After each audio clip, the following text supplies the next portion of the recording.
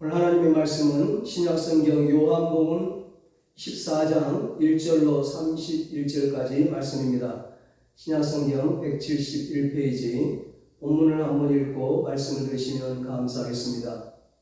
이 시간 예배드리는 여러분에게 하나님께서 근심, 걱정, 불안, 두려움을 다 물리쳐 주시고 평안의 복을 주시기를 주님의 이름으로 축복합니다. 오늘은 나의 평안을 너희에게 주노라, 이런 제목으로 함께 은혜를 나누겠습니다. 우리 가운데 불안을 느끼지 않고 세상 사는 사람이 몇 명이나 될까요? 겉으로는 태어난 것 같아도 마음 한구석에는 이런 이유 저런 이유로 불안을 안고 살고 있습니다. 어떤 분들은 불안의 장애를 가지고 밤낮 없이 시달리면서 세상을 살고 있습니다. 우리가 날마다 부딪히고 또 다루고 해결해야 하는 문제 대부분이 우리의 능력 이상의 것을 요구할 때가 많이 있습니다. 그래서 우리의 힘이 미치지 못할 때는 불안을 느끼죠. 뿐만 아니라 오늘 현재를 뛰어넘어서 미래를 우리가 볼 수 없습니다. 장래에 무슨 일이 생길지, 무슨 일이 기다리는지 알 수가 없어요. 내 자녀들이 어떻게 될지, 어떤 인생을 살지 똑똑한 부모라도 몰라요. 내가 어떻게 죽을지, 언제 죽을지 아무도 몰라요. 모든 것이 미지의 속에 갇혀 있습니다. 그러니 우리가 보지 못하니까 불안할 수밖에 없죠. 그리고 여러 가지 들려오는 소문들, 우리 주변에서 일어나는 일들을 보면 저게 어떻게 될지 자연히 우리에게 걱정을 주는 경우가 많죠. 불안이 참 어려운 이유 중 하나는 한 번 처리해서 끝나는 것이 아니라는 것입니다. 하나를 해결하고 나면 또 다른 불안이 찾아온다는 것입니다. 우리 모두 경험하지 않습니까? 한 번 불안을 잘 처리해서 마음의 평안을 얻었다고 해도 그 다음에 불안이 또 재발을 한단 말이에요. 그러니까 이건 정말 다루기 어려운 거예요. 한때는 은혜를 받고 하나님이 주신 평안을 누리면서 찬양을 했습니다만 언젠가는 자기도 모르게 무슨 이유로 그냥 마음이 불안해가지고 기도도 안 되고 밤낮없이 시달리는 자신을 발견하는 거예요. 그러므로 이 불안을 다루는 데 있어서 중요한 것은 지속적으로 이 불안을 처리할 수 있는 능력을 갖는 것이 중요합니다. 한번 은혜를 받았다고 불안이 싹 사라지고 평생 동안 할렐루야 하고 사는 건 아니죠. 자꾸 불안이 온단 말이에요. 자꾸 생겨요. 그러니까 지속적으로 이 불안을 처리할 수 있는 능력을 내가 갖고 있느냐에 따라서 내가 불안에 끌려다닐 수도 있고 불안을 극복하고 평안을 누릴 수 있는 사람이 될 수 있는 것입니다. 어떻게 하면 지속적으로 이 불안을 처리하면서 살 수 있을까? 오늘 본문은 불안에 떨고 있는 제자들에게, 세상 모든 사람들에게, 특별히 오늘 우리에게 주신 예수님의 말씀입니다. 그러므로 오늘 우리 모두는 예수님을 좀 주목할 필요가 있어요. 예수님에게. 1절부터 우리가 읽어서 아는 것처럼 예수님이 이제 십자가에 죽으실지 모른다고 하는 불안이 감돌고 있는 아주 지금 삭막한 분위기, 험악한 분위기죠. 제자들이 볼 때는 예수님이 이번에는 무시할 수 없는, 무사할 수 없다고 하는 불길한 예감이 자꾸 드는 거예요. 그리고 사망이 지금 너무나 살벌해요. 제자들의 장래도 보장할 수 없을 만큼 굉장히 신변의 위협을 느끼고 있습니다. 모두가 밤맛을 잃어버리고 잠을 제대로 못 자는 그런 상황인 거예요. 이런 제자들의 모습을 보신 주님께서 27절에 말씀하시는 겁니다. 평안을 너희에게 끼치노니 곧 나의 평안을 너희에게 주노라. 내가 너희에게 주는 것은 세상이 주는 것과 같이 아니하니라. 너희는 마음에 근심하지도 말고 두려워하지도 말라. 주님이 자기 마음에 갖고 있는 평안, 즉 나의 평안을 제자들에게 주신다고 합니다. 이런 평안이 어떤 평안일까? 여러분 한번 생각해 보세요.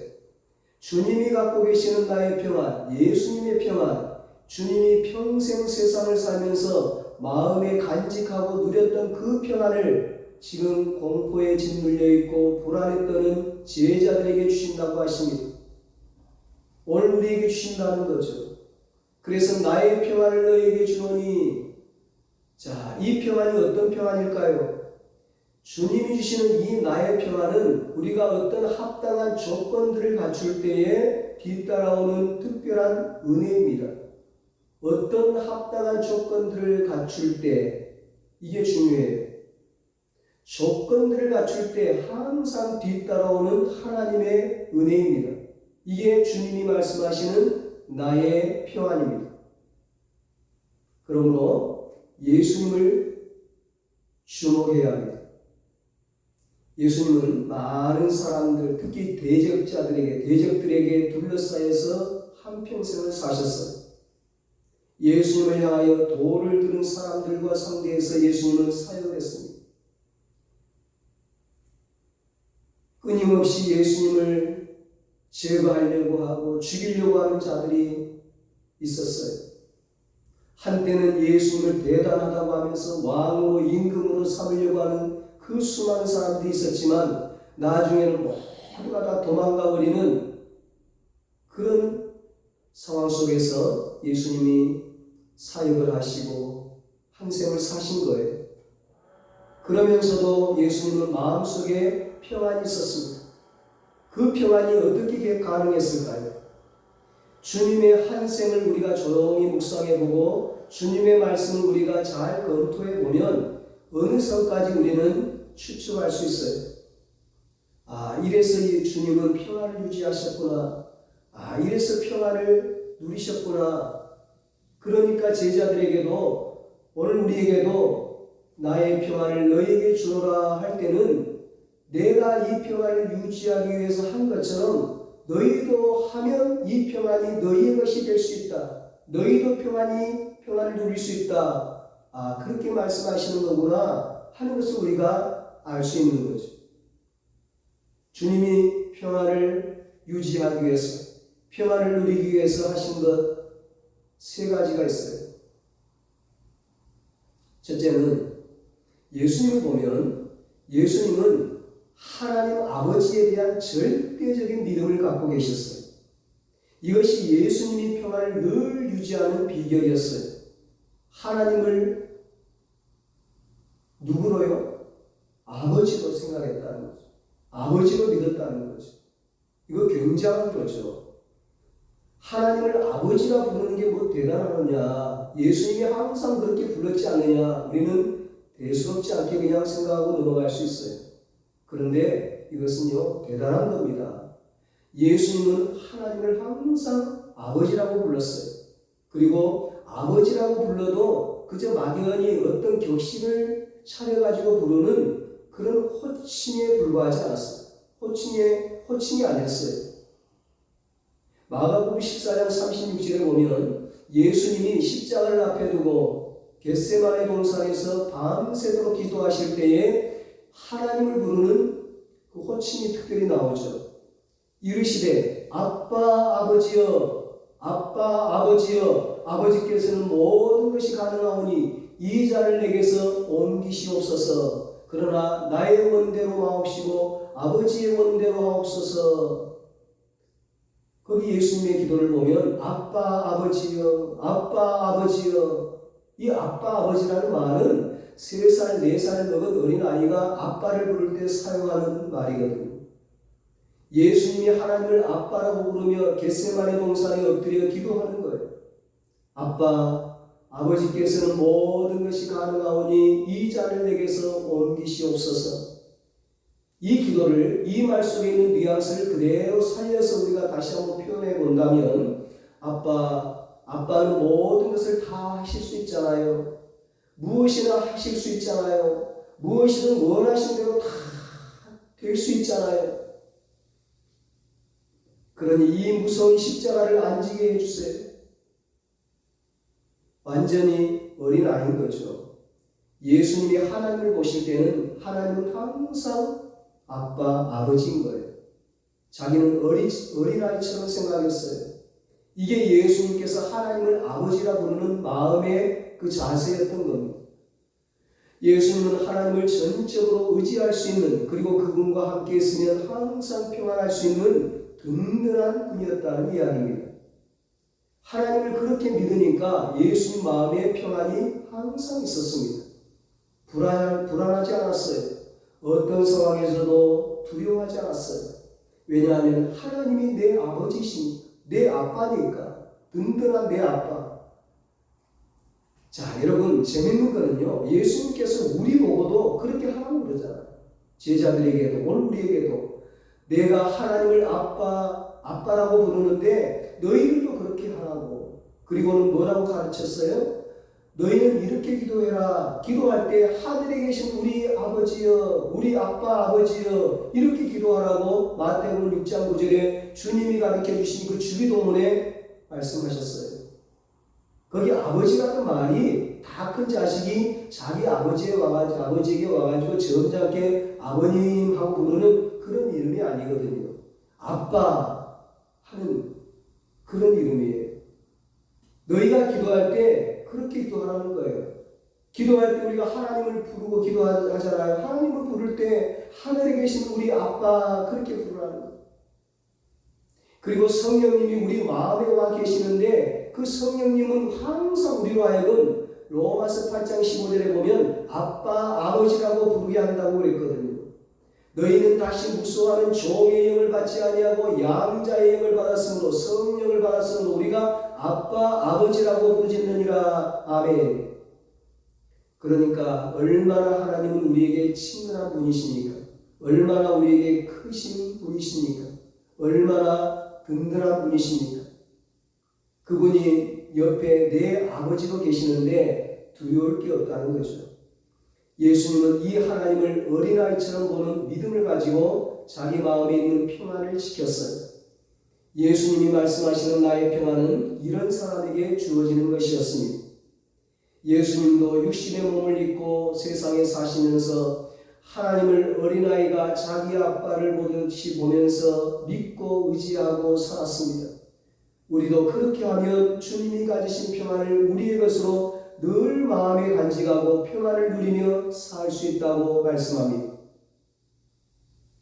그런데 문제는 이게 잘 믿어지지 않는다는 거예요. 그래서 하나님이 항상 나의 아빠로, 오늘 내 곁에 계시는 든든한 분으로 믿어지려면 우리는 인간이기 때문에 별 수 없어요. 성경 말씀을 주의하고 읽고 묵상하는 습관을 좀 가질 필요가 있습니다. 막연히 읽는 것이 아니에요. 깊이 묵상하면서 성경을 보는 겁니다. 본토 친척 아비집을 떠난 그 아브라함을 하나님이 얼마나 지극정성이 돌보고 사랑하시고 인도하셨는가, 그런 것을 마음으로 깊이 묵상하는 거예요. 번제물로 바쳐진 그 이삭을 어떻게 하나님이 살려주시고 여호와 이레 축복을 주셨는가 깊이 묵상하는 겁니다. 아무것도 없이 집을 떠나는 그 야곱을 하나님께서 얼마나 자상하게 지키시고 그에게를 인도하시고 보호하시는가를 깊이 묵상하는 거예요. 사망의 음침한 골짜기를 헤매던 다윗을 하나님께서 얼마나 간섭하시고 보호하시고 인도하시고 그를 평안하게 하셨는가, 우리는 말씀을 통해서 계속 보잖아요. 그 말씀을 계속 묵상하는 거예요. 그렇다면 하나님 아버지는 나에게도 그렇게 하실 거야. 아브라함은요, 하나님을 아버지라고 부른 일이 없어요. 그럼에도 하나님이 책임지셨어요. 든든한 보호자가 되어주셨어요. 이삭도 야곱도 하나님을 아버지라 부른 일이 없어요. 성경에 보니까 다윗도 하나님을 아버지라 부른 일이 없더라고요. 그러나 우리는 하나님을 누구라고 불러요? 지금 아버지라고 부르잖아요. 하나님 아버지. 그 아버지 하나님이 내 곁에 계시는데 내가 불안해할 이유가 없습니다. 이런 성경 말씀들을 계속 묵상하는 겁니다. 시편 27편 1절에 말씀합니다. 여호와는 나의 빛이요 나의 구원이시니 내가 누구를 두려워하리요. 여호와는 내 생명의 능력이시니 내가 누구를 무서워하리요.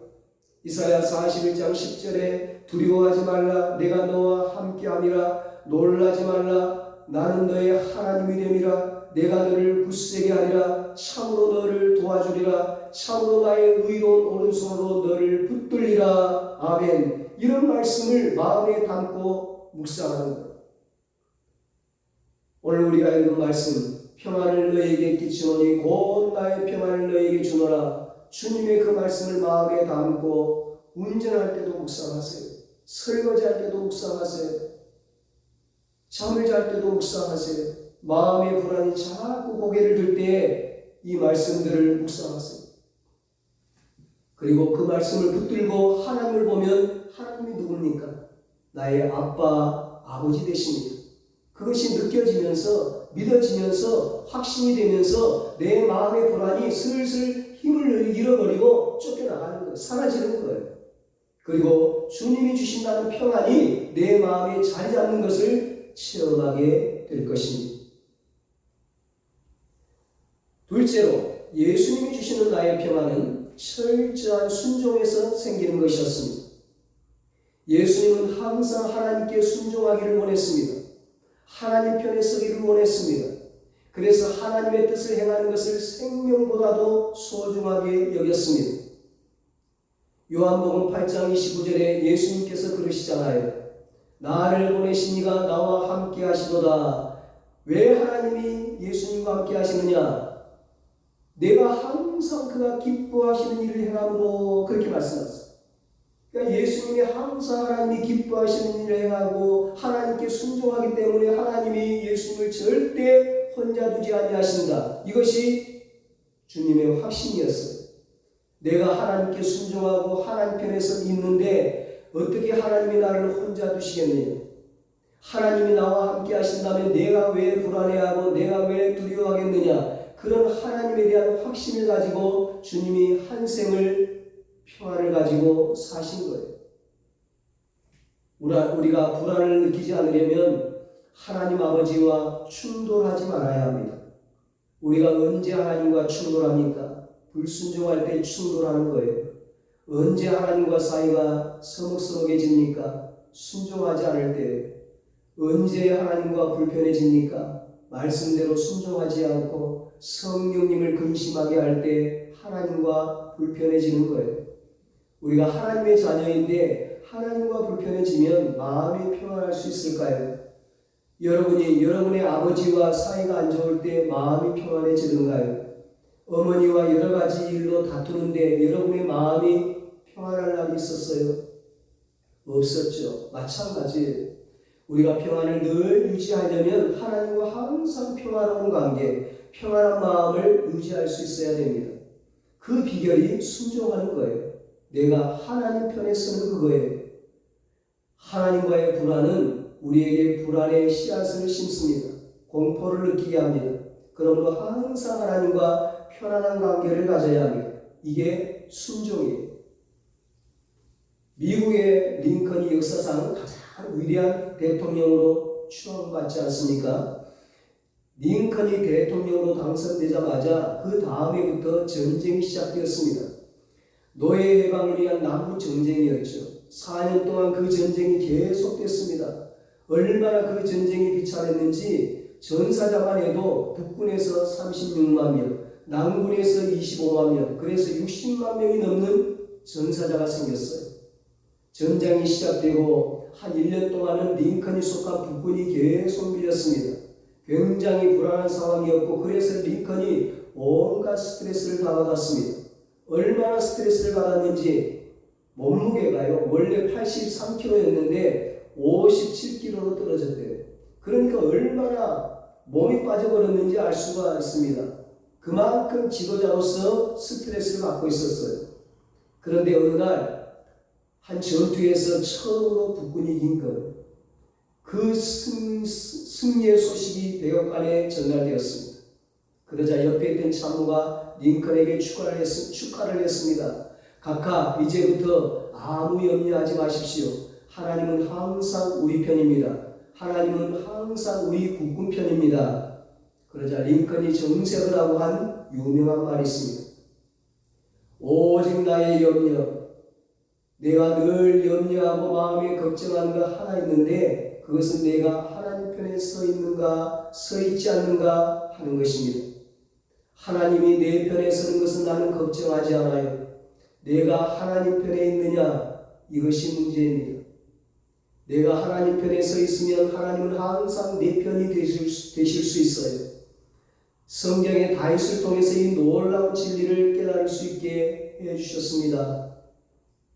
가끔 참모들이 링컨을 보고 놀랐다고 합니다. 어떻게 저렇게 태평할 수 있을까? 그 비결이 있었어요. 링컨은 항상 하나님 편에 서 있다는 확신이 있었어요. 노예를 해방시키는 것은 하나님이 기뻐하시는 일이라는 확신이 있었어요.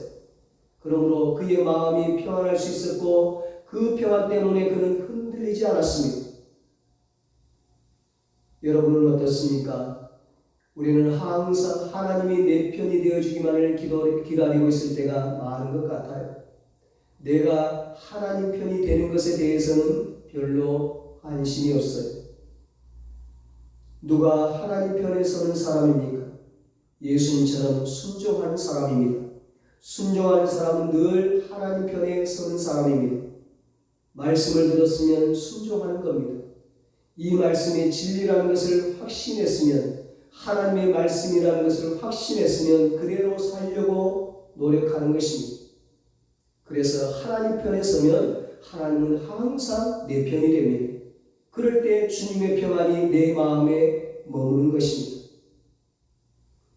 세 번째로 주님이 주시는 나의 평안은 간절히 기도하는 데서 얻는 것이었습니다. 예수님은 일평생 기도하는 분이었습니다.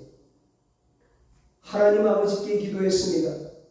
기도가 불안을 극복하는 비결이었습니다. 주님이 들으신 기도 가운데 가장 감동적인 기도는 겟세마네 동산에서의 기도였습니다. 겟세마네 동산에서 주님은 세상의 모든 죄를 짊어진 어린 양이 되셨습니다. 더할 수 없는 고통과 고뇌가 예수님을 사로잡고 있었습니다. 두려움과 놀라움이 예수님을 떠나지 않았습니다. 그 시간에 잠깐 주님은 평안을 잃어버렸습니다. 그럴 때 어떻게 했습니까? 무릎을 꿇었습니다. 피땀을 쏟으며 전력을 다해 하나님 앞에 아빠, 아버지여 하며 부르짖었습니다. 그 결과 하나님께서는 독생자 아들에게 다시 평안을 회복시켜 주셨습니다. 예수님이 기도하는 자리에서 일어섰을 때 담대하게 이렇게 말씀하셨습니다. 제자들 보고 일어나라 함께 가자. 보라 나를 파는 자들이 가까이 왔느니라. 예수님은 죽음을 향해 스스로 나아갔습니다. 십자가를 향해 당당히 나아갔습니다. 얼마나 담대합니까? 얼마나 평안합니까? 얼마나 든든합니까? 어디에서 이와 같은 평안을 얻었느냐? 기도하는 데서 얻었어요. 그러므로 나의 평안을 너에게 주노니 하는 말씀은 너희도 나처럼 기도하면 이 평안을 소유할 수 있다는 말씀과 같습니다. 사도 바울도 그렇게 살았습니다. 사도 바울도 평생 복음을 전하면서 많은 두려움과 불안 속에서 세월을 보냈습니다. 고린도후서 7장 5절에 말씀합니다. 우리가 마게도냐에 이르렀을 때에도 우리 육체가 편하지 못하였고 사방으로 환난을 당하여 밖으로는 다툼이요 안으로는 두려움이었노라. 정말로 하루도 마음 놓고 쉴 수 없는 나날을 사도 바울이 보냈습니다마는 그의 마음에는 늘 평안이 있었어요. 그 비결이 어딨는지 빌립보서 4장 6절로 7절에 바울이 그 비결을 이야기합니다. 아무것도 염려하지 말고 오직 모든 일에 기도와 간구로 너희 구할 것을 감사함으로 아뢰라. 기도해라. 그리하면 지각을 초월하시는 하나님의 평강이, 도무지 이해할 수 없는 하나님의 평강이, 설명할 수 없는 하나님의 평강이 너희 마음과 생각을 지키시리라. 아멘. 바울이 그냥 하는 말이 아니에요. 자기가 두려움에 휩쓸려 있을 때마다 이 말씀대로 기도했더니 자기가 평안을 유지하고 살 수 있었다는 고백을 하는 것입니다. 마지막으로 예수님이 평안할 수 있었던 비결은 바로 천국에 대한 소망과 확신 때문이었습니다. 본문 1절로 6절에 말씀합니다. 너희는 마음에 근심하지 말라. 하나님을 믿으니 또 나를 믿으라. 내 아버지 집에 거할 곳이 많도다. 그렇지 않으면 너희에게 일렀으리라. 내가 너희를 위하여 거처를 예비하러 가노니 가서 너희를 위하여 거처를 예비하면 내가 다시 와서 너희를 내게로 영접하여 나 있는 곳에 너희도 있게 하리라. 내가 어디로 가는지 그 길을 너희가 아느니라. 도마가 이르되 주여 주께서 어디로 가시는지 우리가 알지 못하거늘 그 길을 어찌 알겠사옵나이까. 예수께서 이르시되 내가 곧 길이요 진리요 생명이니 나로 말미암지 않고는 아버지께로 올 자가 없느니라. 아멘. 병든 자를 고치신 예수님, 죽은 자를 살리신 예수님, 오병이어의 기적을 일으키고 물리를 걸으시고 풍랑을 잔잔케 하시고 귀신을 쫓아내시고 그야말로 제자들에게 예수님은 못하실 게 없으시는 슈퍼맨 같은 분이시니, 그런데 그런 분이 떠나신다는 것이, 죽는다는 것이 얼마나 낙심이 되고 불안했겠어요. 얼마나 두렵고 무서웠겠어요. 그런 제자들에게 예수님은 뭐라고 말씀합니까? 내가 떠나는 것이 아니라, 죽는 것이 아니라 다시 살아나 하늘나라 천국으로 갈 것이다. 너희를 고아와 같이 버려두지 않도록 보혜사 성령님을 보내줄 것이다. 내가 천국에 가서 너희를 위하여 영원히 살 수 있는 거처를 예비할 것이다. 거처를 예비하면 내가 다시 와서 너희를 나 있는 곳에 영원히 있게 할 것이다. 이 천국에 대한 소망과 확신 때문에 예수님은 죽음 앞에서도 평안했습니다. 여러분, 인생에서 제일 큰 문제, 제일 불안한 것은 돈도 아니고 건강도 아니고 가족 문제, 사업 문제도 아니에요. 세상에 그 어떤 것도 아니에요. 죽음이죠, 죽음. 그리고 죽음 이후에 어떻게 되는가? 돈 문제, 건강 문제, 가정 문제, 자녀 문제, 직장 문제, 노후 문제, 이 세상의 문제들, 이 세상의 불안거리들은, 이 세상의 불안과 두려움거리들은 우리가 죽으면 죽는과 동시에 다 함께 죽는 거예요. 세상의 불안거리들도 다 죽어요. 다 사라져요. 다 없어져요. 진짜 문제는 죽음 이후에 영원한 지옥 형벌이냐, 영원한 지옥의 두려움과 공포냐, 아니면 천국 영생이냐, 영원한 기쁨과 평안과 행복이냐, 그거죠. 여러분, 우리는 천국 영생이 있습니다. 영원한 천국의 기쁨과 평안과 행복이 기다리고 있습니다. 이 천국에 대한 확신이 우리에게 있습니다. 그러므로 우리는 평안합니다. 우리 모두 하나님 아버지에 대한 절대적인 믿음과 순종과 기도와 천국에 대한 소망과 확신으로 하나님께서 주시는 이 참된 평안을 누리시기를 예수님의 이름으로 축원합니다. 기도하겠습니다. 하나님 아버지, 우리도 참으로 이 불안한 시대에 예수님처럼 절대적인 믿음과 순종과 기도와 천국에 대한 소망과 확신으로 하나님 주시는 참된 평안을 누리며 살게 하여 주시옵소서. 이제는 우리 주 예수 그리스도의 무한하신 은혜와 하나님 아버지의 사랑하심과 성령님의 위로하시고 교통하시고 영원토록 함께 하시는 은혜가 하나님에 대한 절대적인 믿음과 순종과 기도와 천국에 대한 소망과 확신으로 하나님이 주시는 참된 평안을 누리기로 소망하는 사랑하는 모든 성도들과 저들의 가정과 자녀들과 사업과 직장 위에 이제로부터 영원토록 함께 있을지어다. 아멘.